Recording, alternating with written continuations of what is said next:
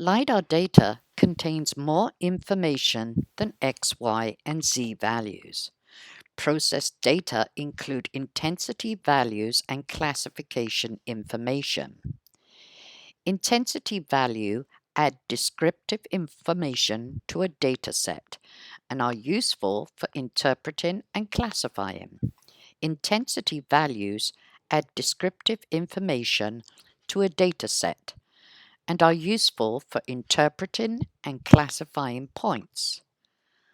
Point classifications refer to the type of object that reflected the pulses, such as ground, water, and vegetation. Classifications are interpreted by analysts and not measured by the LiDAR system. The different point attributes can also be combined with each other and displayed as a color composite, as in this graphic that merges intensity and elevation to aid in feature identification, modeling, and visualization. LiDAR data contains more information than X, Y, and Z values. Processed data include intensity values and classification information.